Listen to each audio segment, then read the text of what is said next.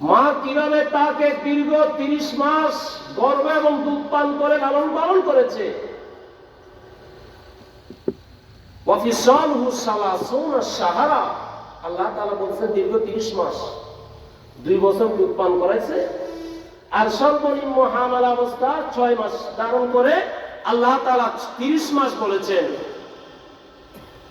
এটা যদি একজন সন্তান বুঝতো, কখনো কি মা বাবার সাথে বিয়াদবি করতো? কিন্তু ছেলে মেয়েরা যখন বড় হয়, টাকা পয়সা রোজগার করে, বাবা মা তখন বৃদ্ধ হয়ে যায়, তখন মা বাবা সন্তানের উপর নির্ভরশীল হয়। আর ছেলে মেয়ে তখন মা বাবার সাথে অনেক খারাপ ব্যবহার করে কি করে না? আল্লাহ তাআলার স্পষ্ট ঘোষণা কোরআনুল কারীমের একাধিক জায়গায় আল্লাহ বলেন। সূরা লুকমানের মধ্যে আল্লাহ বলেন, আমার প্রশংসা করো, আমার শুকরিয়া আদায় করো। কার শুকরিয়া? বলেন কার শুকরিয়া? এরপর আল্লাহ তাআলা বলেন ওয়ালি ওয়ালিদাই, আল্লাহ তাআলা বলেন আনিশকুরলি ওয়ালি ওয়ালিদাই, হে মানব জাতি, আমার নবীর উম্মত, আমি আল্লাহর শুকরগুজার করো, আমি আল্লাহর কৃতজ্ঞতা আদায় করো। লাইন শাকারতুম, আল্লাহ বলেন শুকরিয়া আদায় করলে লাযিদান্নাকুম, বাড়াই দেব। কেমন বাড়াবো? হালকা কথা নয়, আল্লাহ তাআলা বাক্যটাকে গ্রামার দিয়ে শক্ত করে নিলেন। আল্লাহ বলেন লাইন শাকারতুম, যদি আমি আল্লাহর শুকরিয়া আদায় করো, লাযিদান্নাকুম, অবশ্যই অবশ্যই আমি আল্লাহ তোমাদেরকে নিয়ামত আরো বাড়িয়ে দেব। এজন্য আল্লাহ তাআলা বলেন আনিশকুরলি, আমার শুকরিয়া আদায় করো, ওয়ালি ওয়ালিদাই, আমার শুকরিয়া আদায় করার পরে তোমাদের মা বাবার শুকরিয়া আদায় করো।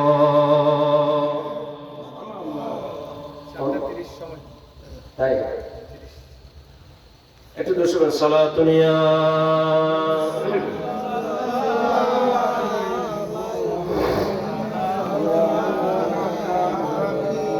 আপনাদের কাছে খারাপ লাগতেছে? আল্লাহ আমাদের সবাইকে কবুল করুন। আমাদের যাদের মা বাবা বেঁচে আছে, হায়াতের মধ্যে বরকত দান করুন। আর যাদের মা বাবা বেঁচে নাই, তাদের মা বাবার কবরকে আল্লাহ জান্নাতের বাগান বানিয়ে দিন। কোন সন্তান যদি মা বাবাকে নারাজ করে দুনিয়া থেকে বিদায় করে, অর্থাৎ মা বাবা মারা গেছে, সন্তানের উপর নারাজি অবস্থায়, এমন অবস্থায় সন্তান কি করবে? মা বাবা তো দুনিয়া থেকে চলে গেছে, এতদিন মা বাবাকে একটু খেদমত করতে পারে নাই, আদর আপ্যায়ন করতে পারে নাই, ভালোবাসতে পারে নাই। দুনিয়া থেকে নিয়ামত হারাই ফেলার পরে কদরে নিয়ামত বাদে যাওয়া, নিয়ামত চলে যাওয়ার পরে নিয়ামতের কদর বুঝে মানুষ। ব্যবসা ভালো চলতেছে, তখন আল্লাহর শুকরিয়া আদায় করে না।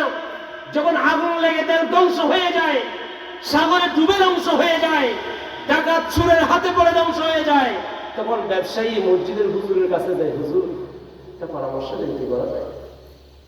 কথা বলেন ঠিক কিনা? শরীর সুস্থ আছে, ভালো আছে, মুয়াজ্জিন হাইয়া আলাস সালাহ বলে ডাক দেয়, হাইয়া আলাল ফালাহ বলে ডাক দেয়, ঘুম আরো বেড়ে যায়। যখন অসুস্থ হয়ে যান, যখন সেজদা দিতে পারেন না, যখন রুকু করতে পারেন না, তখন বুড়াকালে মুসল্লি সেজে চেয়ার একটা নিয়ে মসজিদে যা তাল বাহানা আমরা করি। কথা বলেন ঠিক কিনা? কষ্ট পাইতেছেন? এই জন্য দেহে শক্তি থাকতে যা করা দরকার তা করে ফেলতে হবে। তো যা করা দরকার তা মানে ইসমে মৌসুল বলা মানে এটা না যে আপনি গুনাহ করার সুযোগ পাইছেন গুনাহ করবেন, অপরাধ করার সুযোগ পেয়েছেন অপরাধ করবেন। কিয়ামতের ময়দানে আল্লাহ তাআলা 7 প্রকারের মানুষকে আল্লাহ আরশ আজিমে নিচে ছায়া দিবেন। সেখানে একটা মানুষ হলো যে গুনাহ করার সুযোগ পেয়েছে। সমাজের মেম্বার দেখবে না, চেয়ারম্যান দেখবে না, মা বাবা দেখবে না, স্ত্রী পুত্র দেখবে না, বিচার হবে না, চুরি করে খেয়ে ফেললে কেউ দেখবে না। আমার রাসূল বলেন, সে যদি মনে করে কেউ দেখবে না, রাতের অন্ধকারে খেয়ে ফেলবো, কিন্তু গোটা দুনিয়া ঘুমালো, একজনে দেখেন তিনি কে? আল্লাহ। বিশ্বাস আছে?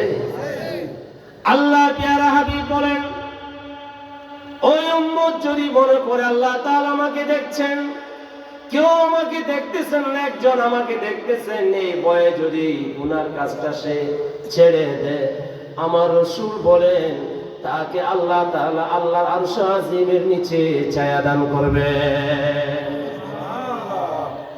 মুহতারাম হাজিরিন, এই জন্য আমার নবী বলেন, কোন বাবা যদি সন্তানের উপর নারাজ অবস্থায় মারা যায়, কোন মা যদি তার সন্তানের উপর নারাজি অবস্থায় মারা যায়, সন্তান দুনিয়ার মধ্যে আছে, এমত অবস্থায় সন্তান কি করবে? সন্তানকে কয়েকটা কাজ করতে হবে মা বাবাকে কবর থেকে সন্তুষ্ট করার জন্য। দুনিয়ায় তাকে আপনি সন্তুষ্ট করতে পারেন নাই, এরপরও যদি আল্লাহ তাআলা আপনাকে সুযোগ দিয়েছেন, এরপরও যদি আপনি নিজেকে সংশোধন করতে চান, আল্লাহ আপনার মা বাবা দুনিয়া থেকে যাওয়ার পরও সংশোধনের ব্যবস্থা রেখেছেন। আমার রাসূল বলেন, এক নম্বরে মা বাবা যদি নারাজি অবস্থায় দুনিয়া থেকে চলে যায়, মা বাবা যদি নারাজি অবস্থায় দুনিয়া থেকে কবরবাসী হয়ে যায়, তাহলে সন্তানের প্রথম কাজ হলো, এক নম্বরে বাবা এবং মায়ের যত আত্মীয় স্বজন আছে তাদেরকে খুঁজে খুঁজে বের করে, বাবার ভাই আছে, মায়ের বোন আছে, বাবার বোন আছে, মায়ের ভাই আছে, তাদের আত্মীয় স্বজনদেরকে খুঁজে খুঁজে বের করে তৌফিক অনুযায়ী ঘরের মধ্যে ডেকে এনে তাদেরকে মেহমানদারি করার মধ্য দিয়ে মা বাবার জন্য ইস্তিগফার করতে হবে। এরপর আমার নবী বলেন, মায়ের বংশে বাবার বংশে যত দুর্বল অসহায় মানুষ আছে তাদেরকে ডাকো, তাদেরকে ডেকে তাদেরকে প্রয়োজন মোতাবেক সাহায্য করো। এমনি নেতা সাজাবার জন্য দুনিয়া গাগুড়া কম্বল বিতরণ করে, কিন্তু সারাগের তলে কি? সারাগের তলে দুনিয়া গাওড়াদের মানবতাবাদী বড় নেতা, কিন্তু ঘরের পাশের ঘরে শীতকালে খন করে শীতে ঘুমাইতে পারে না, ঘরের ছাল ছিঁড়ে ছিদ্র হয়ে পানি পড়ে, কুয়াশার পানি, অথচ সে একজন তাহাজ্জুদ গুজার, তার দিকে তার কোনো ভ্রুক্ষেপ। এটাই আজকের সমাজের বাস্তবতা। আল্লাহ আমাদেরকে হেফাজত করো। ওই সমস্ত অভাবীদেরকে কি করো? দান করো, সহযোগিতা করো। এরপরে 3 নাম্বার হলো 5 ওয়াক্ত নামাজ পড়ে বেশি বেশি করে মা বাবার কবর জিয়ারত করো, সেখানে গিয়ে আল্লাহর দরবারে ক্ষমা প্রার্থনা করো। এই কথাটা আনিস কুরলি ওয়ালিদাইকের ব্যাখ্যায় খানজুল ইমানের পাদটিকার মধ্যে, এটা তো তাফসীর গ্রন্থ না, অনুবাদ গ্রন্থ, সেখানে একটা টিকা আনা হয়েছে এভাবে। আল্লাহ রাসূলকে এক সাহাবী প্রশ্ন করলেন, ইয়া রাসূলুল্লাহ, আল্লাহর শুকরিয়া কিভাবে আদায় করব আর মা বাবার শুকরিয়া কিভাবে আদায় করব? আল্লাহর পেয়ারা হাবিব বলেন, আল্লাহর শুকরিয়া আদায় করার কোনো সীমা রেখা নাই, মা বাবার শুকরিয়া আদায় করার কোনো হদ নাই। গোটা দুনিয়ার ইনকাম সব কিছু মা বাবার কদমে এনে দিলেও মা বাবার হক আদায় হবে না। ইয়া রাসূলুল্লাহ, কিভাবে হক আদায় করব? আল্লাহ রাসূল বলেন, সাধারণ মুতলাকান একটা হক আদায় করা যায়। আল্লাহ রাসূল বলেন, দৈনিক 5 ওয়াক্ত নামাজ যদি কেউ জামাতে আদায় করে, আল্লাহ তাআলা আপনাকে যে সমস্ত নিয়ামত দিয়েছেন তার নিয়ামতের মুতলক শুকরিয়া আদায় করা হয়ে যাবে। দৈনিক 5 ওয়াক্ত নামাজ একা কিনা জামাতে? বলেন একা কিনা জামাতে? আল্লাহর প্রাথমিক মুতলক শুকরিয়া আদায় হবে। এরপরে মা বাবার শুকরিয়া আদায় কিভাবে হবে? বলেন, ইয়া রাসূলুল্লাহ, কিভাবে শুকরিয়া আদায় করব মা বাবার? আল্লাহর হাবিব বলেন, আল্লাহ তাআলা কোরআনুল কারীমে মা বাবার জন্য একটা দোয়া শিখাইয়া দিয়েছেন। অনেকগুলা দোয়ার মধ্যে একটা দোয়া হলো, রব্বিরহামহুমা কামা রব্বায়ানি সগীরা। 5 ওয়াক্ত নামাজ পড়লে আল্লাহর মুতলক শুকরিয়া আদায় হবে। আর 5 ওয়াক্ত নামাজের পরে মা বাবার জন্য এই দোয়াটা পাঠ করলে মা বাবার মুতলক শুকরিয়া আদায় হবে। হায় হায়, আমার রাসূল উম্মতকে বাঁচাবার জন্য আমার নবী তো হলেন শরীয়তের প্রবক্তা। কোনটা ফরজ, কোনটা ওয়াজিব, কোনটা হালাল, কোনটা হারাম, এগুলোর সিদ্ধান্ত দরবারে রিসালাত থেকে এসেছে। জোরে বলেন সুবহানাল্লাহ। আল্লাহ তাআলা বলেন মা আতাকুমুর রাসূল ফাখুযুহু ওয়া মা নাহাকুম আনহু ফান্তাহু। আল্লাহ তাআলা বলেন হে দুনিয়ার মানুষ, আমার রাসূল তোমাদের জন্য যা কিছু নিয়ে এসেছেন, নবী তোমাদেরকে যা দিয়েছেন, তোমরা সেগুলা ভালোভাবে গ্রহণ করো। আর আমার নবী যা যা করতে নিষেধ করেছেন সেগুলা থেকে তোমরা বিরত থাকো। সুবহানাল্লাহ। এই জন্য আল্লাহ তাআলা আমার নবীর জবান দিয়ে আল্লাহর কালামের তেলাওয়াত করছেন, এভাবে মা বাবার হক আদায় করার জন্য বলেছেন। আল্লাহ তাআলা বলেন ওয়াকাদা রাব্বুকা আল্লা তা'বুদু ইল্লা ইয়াহু ওয়া বিল ওয়ালিদাইনি ইহসানা।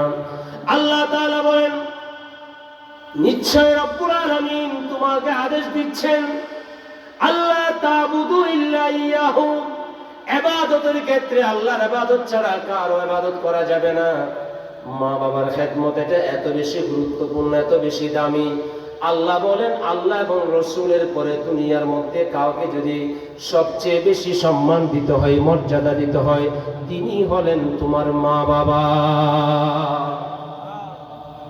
ওয়া বিল ওয়ালিদাইনি ইহসানা, মা বাবার সাথে সদাচরণ করো।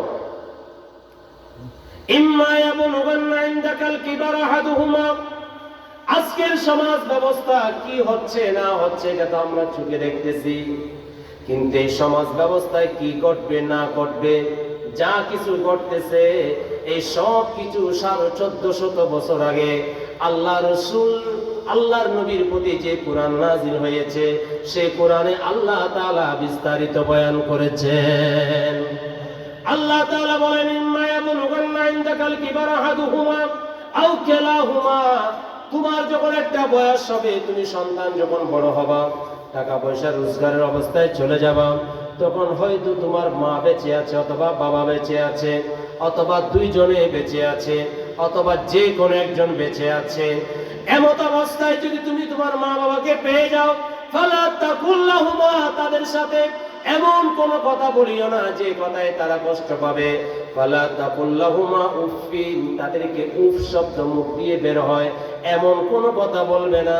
ওয়ালা তানহারহুমা, তাদেরকে ধমক দিয়ে কথা বলবে না। ওয়া কুল্লাহুমা ক্বালা কারীমা, আল্লাহ বলেন তাদেরকে এমন ভাবে কথা বলো যে কথা শোনার পরে তোমার মা বাবা তোমার প্রতি রাজি হয়ে যাবে। অত্যন্ত নম্র ভদ্র, কওলান কারীমা। কওলান কারীমা মানে কওলান লাইয়িনা, অত্যন্ত নম্র ভাষায় কথা বলো মা বাবার সাথে। শুধু তাই না, আমরা তো একটু বড় হলে ঘরে যদি 5টা ভাই থাকে, ঘরে যদি মা থাকে বাবা থাকে, বৃদ্ধ হয়ে যায়, ওষুধ লাগবে, এক ভাই বলে আমি কেন সব টাকা দেব, আরেক ভাই বলে আমি কেন সব কিছু করব, আরেক ভাই বলে আমি কেন বাজারের টাকা সব দেব। অথচ আল্লাহ তাআলা কুরআনুল কারীমের আরেক জায়গায় সূরা আকাফের মধ্যে সাইয়েদনা সিদ্দিক আকবর রাদিয়াল্লাহু তাআলা আনহু একটা আয়াত নাযিল করেছেন।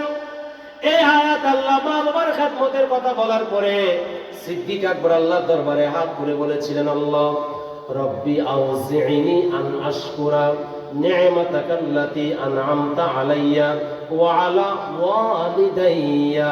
উচ্চ আওয়াজে বলুন সুবহানাল্লাহ।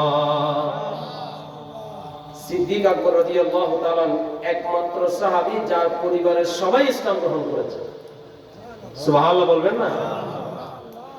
ইসলামের প্রথম খলিফা যিনি গারে সুরে আমার নবীর সঙ্গী হয়েছেন, হিজরতের রাত্রিতে আমার নবীর সফর সঙ্গী হয়েছেন, যার শানে আল্লাহ তাআলা সাহাবী শব্দ কোরআনে নাযিল করেছেন।